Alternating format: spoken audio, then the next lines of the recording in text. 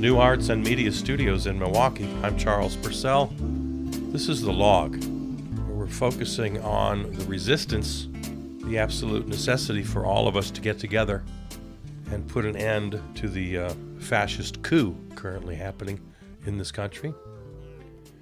Today I want to focus on why it's going to work. I want to give you some real concrete reasons to believe that we can do this, absolutely.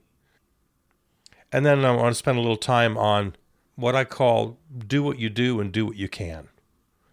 Do what you do, bring your particular skills and talents and passions to the fight.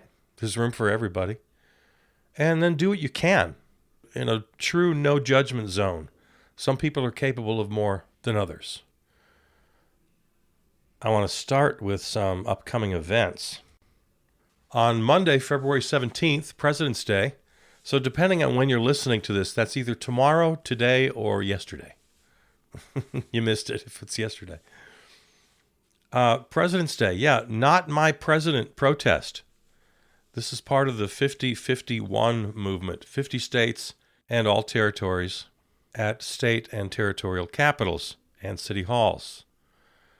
Noon local time.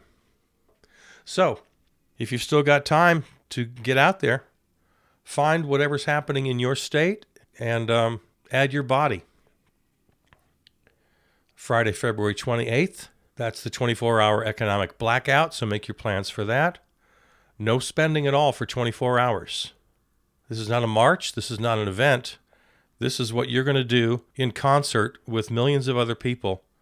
We're going to hit them in the only place they feel it, in the profits. We're going to hit them in their profits. And this is just a start. A one-day, 24-hour event to show them the power that we have. February 28th. March 7th through the 14th. Throughout the world, I'm not sure who's organizing this, but someone decided to declare that a no-buy from Amazon week. Personally, I've made that part of my permanent lifestyle. But 1 week, okay. Again, all these things can become permanent at some point. So again, not an event that you go to, something that you do from home, pretty simple. You take that week off, March 17th through the 14th, and you buy nothing at all through Amazon. And then the general strike, a national general strike, which we talked about last week, and I got to tell you, I made a terrible mistake. I said the 15th, and I was looking at some old information. That was from a previous year. The correct date is the 14th, Friday, March 14th, a national general strike. No work for 24 hours. All workers, all businesses, and all higher education organizations. Again, it's not a march, it's not an event, it's what you do. Now, if we have some events on that day, great, even better.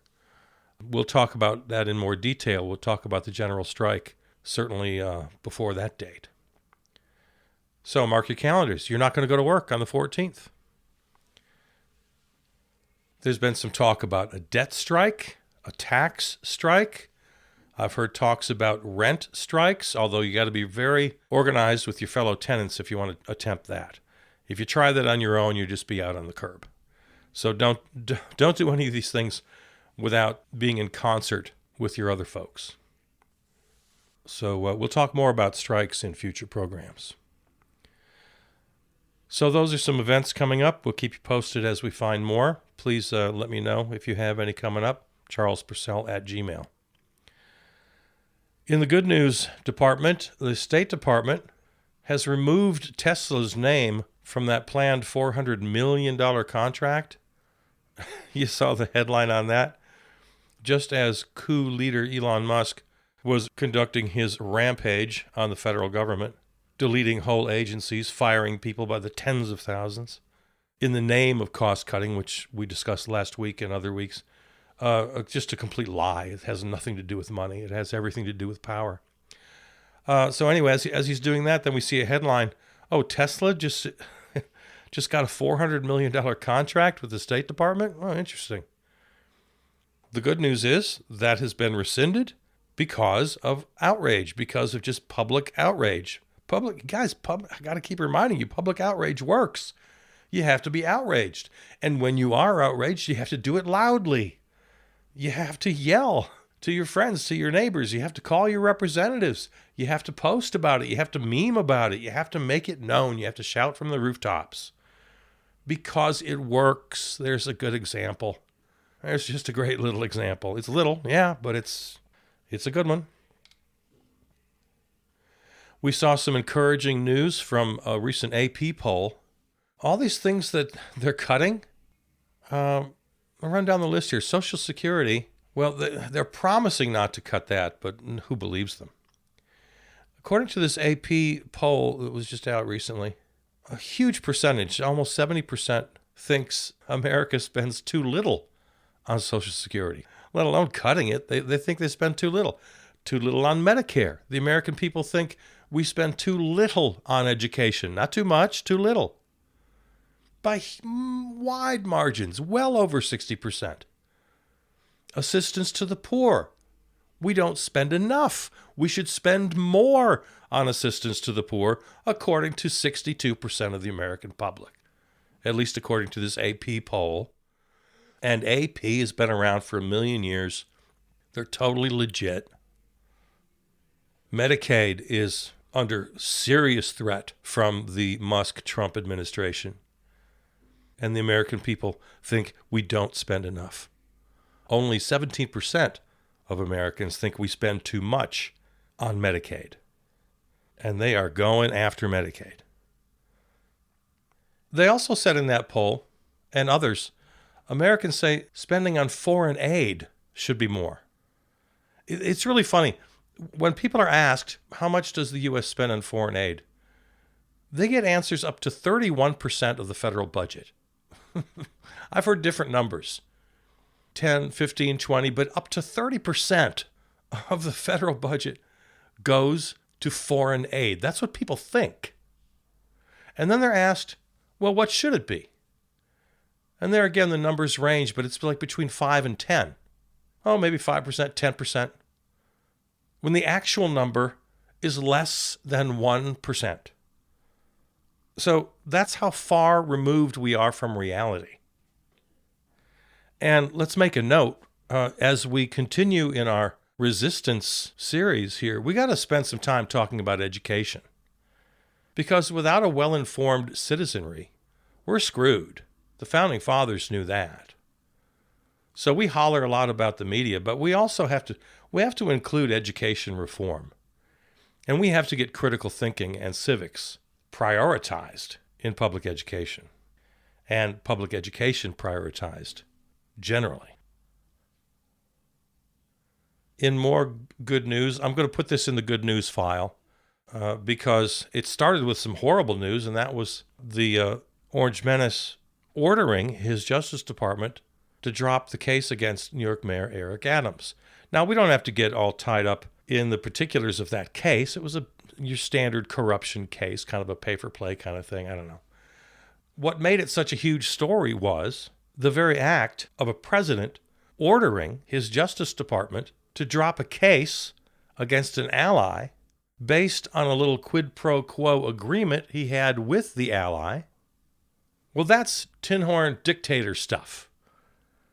That marks the end of law, of democracy. That's one of the central markers of an authoritarian regime, of a dictatorship.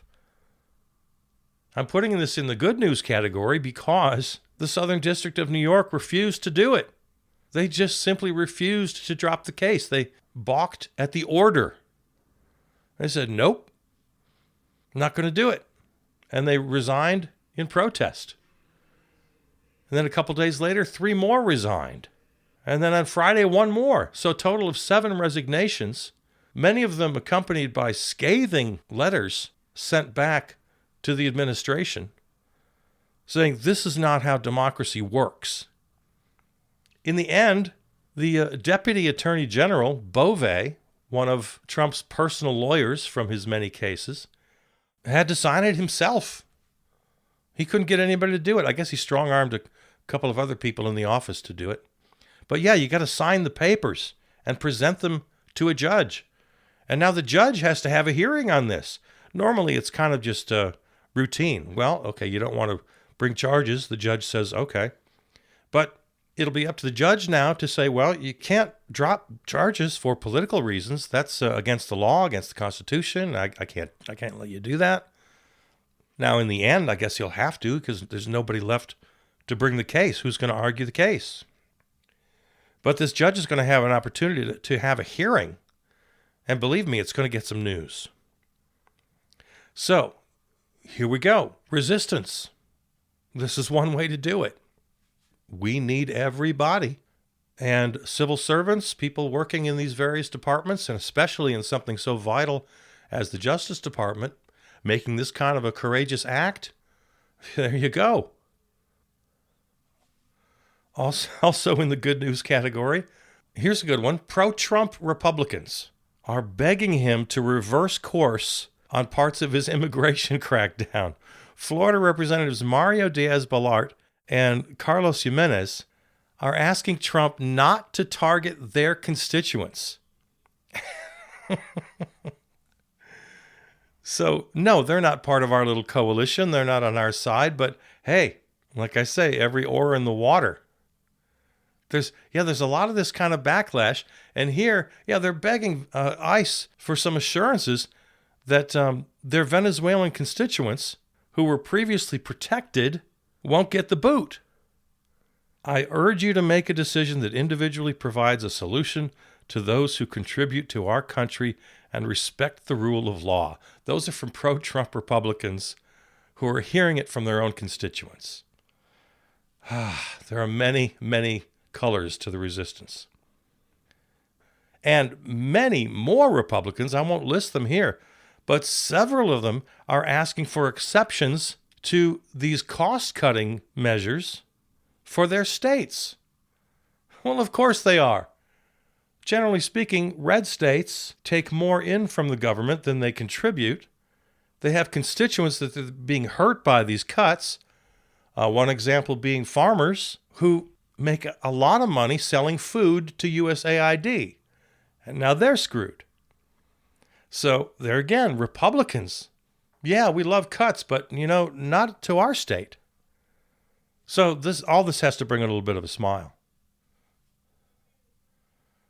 The courts are still, they're hanging in there. This week, a judge ordered to restore funding for foreign assistance programs. So far, they're basically defying that order. So there's the constitutional crisis we talked about last week. That's why it's all about resistance. All right, some other quick headlines from this week. More in the bad news, our hair is on fire file. The Orange Menace tweeted over the weekend, quote, "He who saves his country does not violate any law." Writer DJ Grothy took the opportunity to give us some comparisons. Some other quotes in history. "The good of the state stands above the law." Hitler. "The law applies only to our enemies, not to our friends." Mussolini. "I alone am the revolution." Napoleon. "I am responsible only to God and to history, not to man's laws." That was Franco. And now, he who saves his country does not violate any law. The Orange Menace. So, that puts him in pretty good company, right? I'll add one more. When the president does it, that means it's not illegal. Richard Nixon. Speaking of quotes, here's a particularly repugnant one. Quote, "We knew they were going to do this," said a White House official speaking on the condition of anonymity. "They get one starving kid in Sudan that isn't going to have a USAID bottle, and they make everything Doge has done about the starving kid in Sudan." How cold is that? These are the people we're dealing with. I'm sorry, I mispronounced Doge. It's pronounced Dodgy. We're here at the log, we're pronouncing it Dodgy. The U.S. Park Service strikes transgender references from Stonewall website. Of course, Stonewall the site of the launch of the LGBTQ gay rights era, designated as a national park, and it's been stricken of any references to transgender. Talk about Orwellian. Transgender folks were at the very beginning, at the very heart. They were the first shot across the bow in this movement. Ridiculous. Elon Musk and Dodgy continue to rip through the entire federal government, including the education department, cutting contracts, thousands of staff, holding grants. And there's really no point in even naming them off anymore. Dodgy is virtually touching every corner of government at this point. Most are just being outright fired. First, they offer this ridiculous buyout, and I guess the deadline is passed on that. So now they're just firing people literally by the tens of thousands. And by the way, the buyout is illegal. A judge has ruled that. And not only illegal, it's just stupid. Apparently about 77,000 federal workers have decided to take the buyout. Well, from what I understand, those are probably mostly people who were either leaving anyway or retiring, because the turnover, it's almost equal to the number of people that turn over every year. So it's not only cruel, it's stupid. And it's illegal because we don't even have a budget yet. You can't promise 8 months' pay to somebody when you don't even have a budget passed. So it's illegal, it's inefficient, and it's stupid. And see, that's the thing you have to remember about Trump and Musk. They are stupid. Yeah, I know, Musk is supposed to be this big genius. You know, I'm not an engineer. I don't know anything about that. So I'm not going to go toe-to-toe with Elon Musk arguing about anything in STEM, okay? I concede, but only because I don't know. I read one account of a computer expert. And he said, yeah, you know, maybe Elon Musk is a genius in some areas. I don't know because I'm not an expert. But whenever Musk talks about computers, I can tell you as a computer expert, he's an idiot. None of us are experts at everything, but I'll bet you've got something you're pretty expert about. Whatever it is. Maybe you're an electrician. Maybe you're an art historian. Whatever it is. I'll bet when you hear people pontificating about your area of expertise, you can tell if they're an idiot, right? Now, my particular education is in philosophy with a big emphasis on political theory.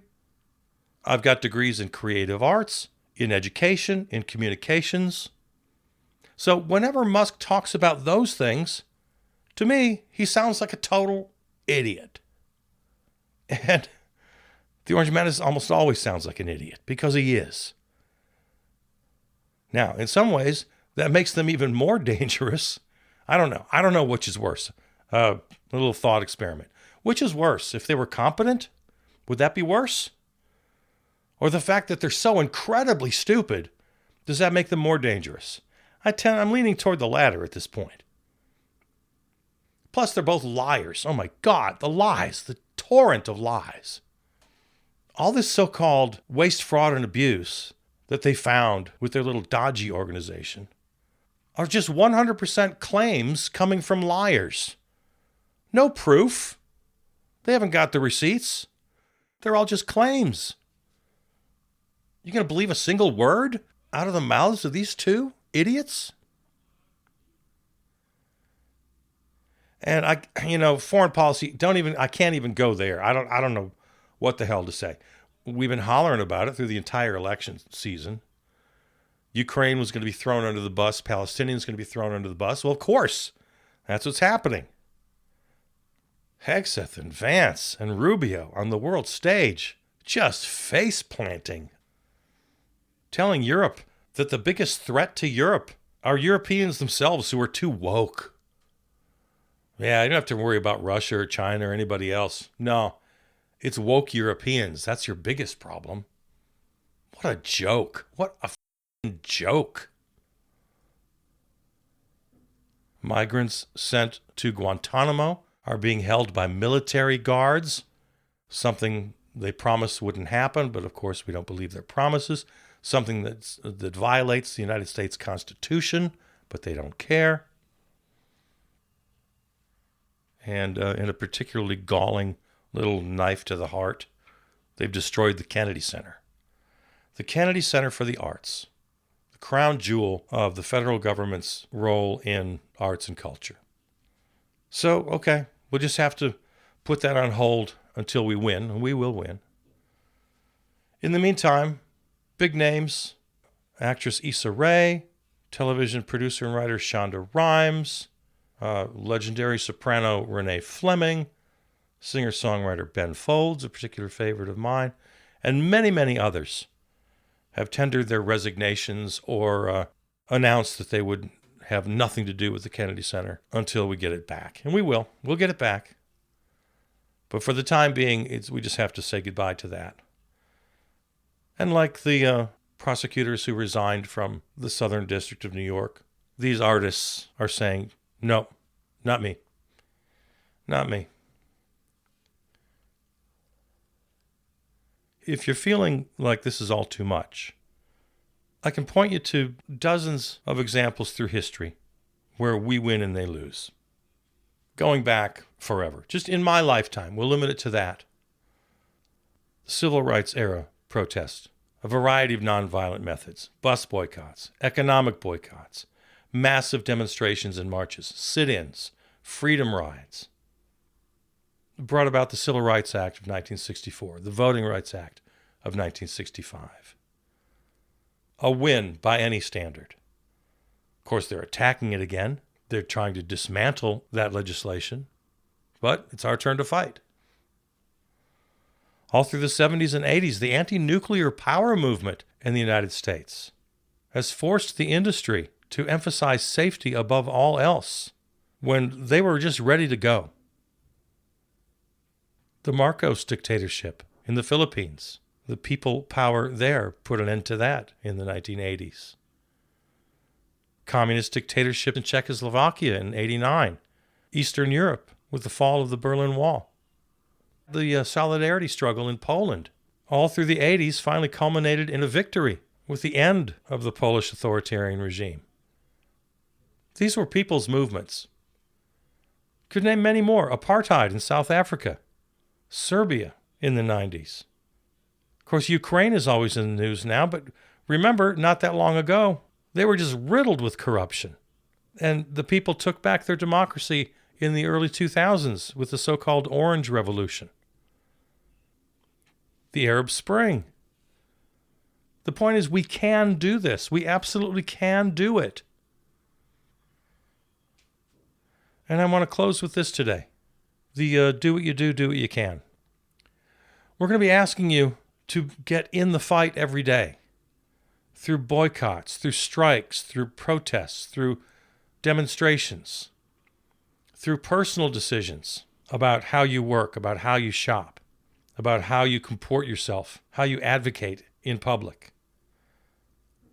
We're going to be asking you to do a lot of things, and it's going to seem kind of overwhelming because there is so much to do. I want to give you a reminder right now that I hope you'll remember always. Just keep this in your mind always. Do what you do. No one's expecting you to stand up and give a big fiery speech in front of 1,000 people. Unless that's something that you like. Maybe that's something you've always wanted to do. Go for it. But the point is, you bring your own particular skills. Whatever it is that you do well. Whatever it is that you know about. Like I was saying earlier, if you have some expertise in some particular issue, use that, bring it. We need every color in the rainbow here. We need everybody working together. It's kind of a stone soup situation. You know that little allegory? Everybody in the village brings a little something. You bring a little cabbage, you bring some beets, whatever. Put it in the hot water. Everybody brings it. Do what you do. Don't feel like, and especially me, I can be very guilty of this. I'm hollering every episode. Come on, you guys, let's go. We need to do this. Don't let me bully you. Don't let me overwhelm you. Just do what you do. Now, there's another side of that coin. There's opportunities to learn. When you get organized with a bunch of other people and you're face-to-face and you're talking and you're working and you're marching or whatever you're doing, that's a great opportunity to learn. That can be a great personal benefit to you and a great benefit to the cause if you expand your comfort zone, expand your expertise a little bit. All oars in the water. Don't let anybody, especially me, pressure you into believing that, everybody's got to do everything. And then right alongside that idea is do what you can. Each of us has a different personal capacity.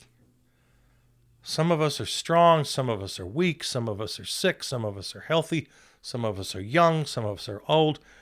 Everybody, every single person in this world has a different story. I am not going to judge you on your story. So do what you can. If you can add your body to a march, do it. If you can't, if it's just too much, for whatever reason, I don't know what your reason is, I'm not going to make you justify. Because you don't feel well. You're scared of big crowds. I don't care. I'm not judging anybody here. You do what you can. Only you can be the judge of your own personal well-being, of your own capacity. Now, like I just said a second ago, it's an opportunity for you. It's an opportunity to push a little further than you thought you could go. And I'm certainly going to encourage that. Absolutely, I'm going to encourage that. But I promise you, zero judgment. And if anybody pulls that on you, if anybody pulls judgment on you, you send them to me. And I'll set them straight. So as we continue now, because that's what this show is about. From here on going forward, it's about resistance. Do what you do. Bring your own particular expertise, your skills, and do what you can. You know your limits. You know your possibilities. Nobody's going to judge you. We're going to encourage you to push beyond what you thought you could do, but nobody's going to judge you wherever you land on the spectrum. Do what you do, and do what you can. Okay, reminder, Monday, February 17th, Not My President protest. All 50 states, all territories, either at your state capital, territorial capital, or your city hall, starting at noon local time. Check with your local people as to the particulars in your town. We need bodies. It matters. Looking ahead, February 28th is our 24-hour economic blackout. We're going to spend nothing for 24 hours, not a dime. March 7th through the 14th is the Amazon boycott. And then March 14th is the national strike. Nobody goes to work. All right. There it is. Hang in there. Find this and all other episodes on the website, charlespurcell.com, on your favorite podcast platform. Thanks to our flagship terrestrial station, River West Radio, riverwestradio.com. Reach me, charlespurcell@gmail.com. All right. Thanks. See ya.